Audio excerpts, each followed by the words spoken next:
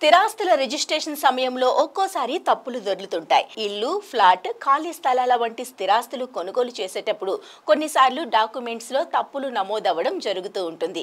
Registration చేసుకున్న తర్వాత ఆ తప్పులను సవరించుకునే అవకాశాలు ఉన్నాయనే విషయం చాలా మందికి తెలియదు. రెక్టిఫికేషన్ విధానంతో తప్పులను అధికారికంగా సవరించుకునే వెసులుబాటు రిజిస్ట్రేషన్ శాఖ కల్పిస్తోంది. ఉదాహరణకు మనం కొనుగోలు చేసిన ఆస్తికి సంబంధించిన హద్దులు, అమ్మకందారులు, కొనుగోలుదారుల పేర్లలో అచ్చు తప్పులు దొరకడం పాటు ఇల్లు, ఫ్లాట్, స్థలం విస్తీర్ణంలో అంకెలు మారడం, ప్రాంతాల పేర్లు మారిపోవడం వంటివి జరుగుతూ ఉంటాయి. ఇవన్నీ చిన్న చిన్న తప్పులే అయినప్పటికీ కొన్నిసార్లు అవే పెద్ద సమస్యలకు కారణమవుతూ ఉంటాయి.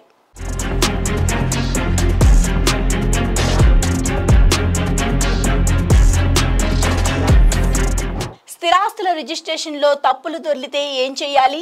రెక్టిఫికేషన్ విధానం ద్వారా తప్పులను సవరించుకోవచ్చు.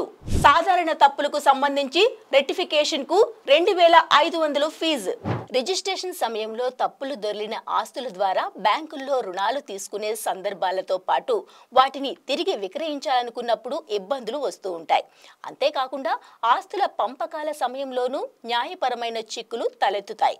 దీంతో చాలా సందర్భాలలో ఏం చేయాలో చాలా మందికి తెలియదు. కానీ వీటన్నింటికీ రిజిస్ట్రేషన్ శాఖలో పరిష్కారం ఉంది. అదే రెక్టిఫికేషన్. దీని ద్వారా రిజిస్ట్రేషన్ సమయంలో దొర్లిన అన్ని తప్పులను సవరించుకునే అవకాశం ప్రభుత్వం కల్పించింది.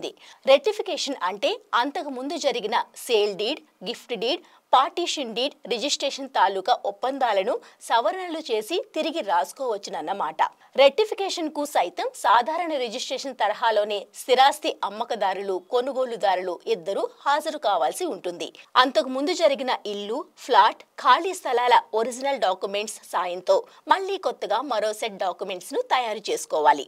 రెక్టిఫికేషన్ కు కనీసం ఒక రోజు ముందు స్లాట్ బుక్ చేసుకోవడంతో పాటు ఆన్లైన్ లో లేకుంటే చలానా ద్వారా 2500 ఫీజు చెల్లించాలి. స్లాట్ సమయం ప్రకారం అమ్మకదారులు, కొనుగోలుదారులు సంబంధిత సబ్ రిజిస్టర్ కార్యాలయానికి వస్తే రెక్టిఫికేషన్ డాక్యుమెంట్ రిజిస్ట్రేషన్ చేసి సీరియల్ నెంబర్ ఇస్తారు. రెక్టిఫికేషన్ లో 1, 2 తప్పులు కాకుండా అధిక సంఖ్యలో తప్పులను సవరించుకోవాలంటే మాత్రం రిజిస్ట్రేషన్ శాఖ నిర్ణయించిన పూర్తి స్థాయి ఛార్జీలను చెల్లించాల్సి ఉంటుంది. ఒక్కోసారి తొర్లిన తప్పులను బట్టి అంతకు ముందు రిజిస్ట్రేషన్ కోసం చెల్లించిన మొత్తాన్ని రెక్టిఫికేషన్ కోసం మళ్లీ చెల్లించాల్సి రావచ్చు. రెక్టిఫికేషన్ విధానంలో సేల్, గిఫ్ట్, పార్టీషన్ వంటి అన్ని రకాల డాక్యుమెంట్స్ ను సవరించుకోవచ్చు. అయితే రెక్టిఫికేషన్ తర్వాత రిజిస్ట్రేషన్ శాఖ ఇచ్చే సవరణ డాక్యుమెంట్స్ కు పాత డాక్యుమెంట్స్ ను జత చేసినప్పుడే వాటి చట్టబద్ధత చెల్లుబాటు అవుతుందని అధికారులు చెబుతున్నారు.